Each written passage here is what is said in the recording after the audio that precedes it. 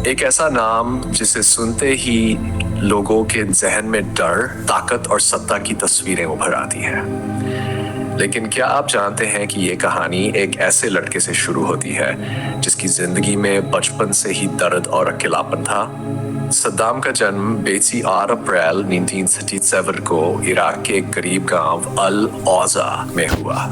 उसके पिता का देहांत उसके पैदा होने से पहले ही हो गया था।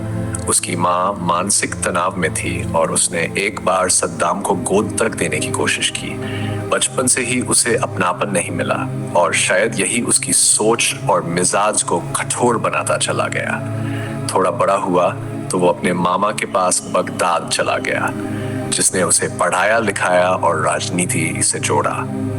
यहीं से उसकी जिंदगी ने एक नया मोड़ लिया।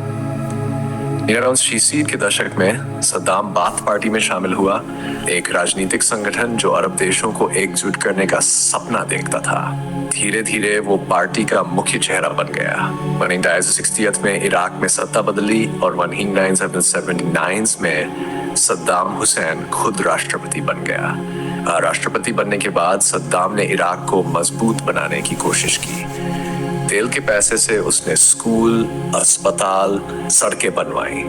लोगों को लगा कि अब देश तरक्की करेगा, लेकिन सत्ता के साथ उसका डर भी बढ़ता गया। जो भी उसके खिलाफ बोला वो या तो जेल में गया या जिंदा नहीं बचा। वो अपने दुश्मनों को माफ नहीं करता था, चाहे वो परिवार के लोग ही क्यों न हो। फिर आया एक बड़ा फैसला, ईरान के खिलाफ जंग। 5 साल तक दोनों देश एक दूसरे से लड़ते रहे, लाखों लोग मारे गए। इराक की अर्थव्यवस्था बर्बाद हो गई, पर सद्दाम रुका नहीं। 1980 में उसने छोटे से देश कुवैत पर हमला कर दिया। इस कदम से पूरी दुनिया उसके खिलाफ हो गई, खासकर अमेरिका।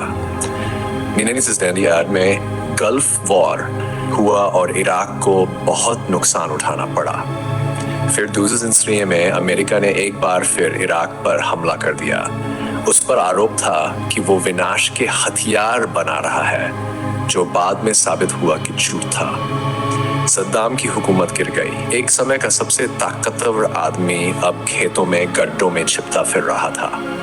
आखिरकार उसे गिरफ्तार किया गया और 30 दिसंबर 2006 को ईद के दिन उसे फांसी दे दी गई। वो मरते वक्त भी सिर ऊंचा करके खड़ा था। कहा जाता है कि उसने अपने आखिरी शब्दों में अमेरिका को कोसा और अल्लाहू अकबर कहा। सद्दाम की मौत कुछ लोग खुश हुए, कुछ ने आंसू बहाए।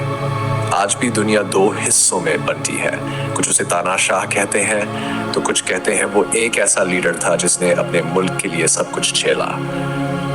लेकिन इस कहानी से एक बात हम सबको समझ आती है, ताकत चाहे जितनी भी हो, अगर इंसान इंसानियत भूल जाए तो उसका अंजाम सिर्फ तन्हाई और खामोशी होता है।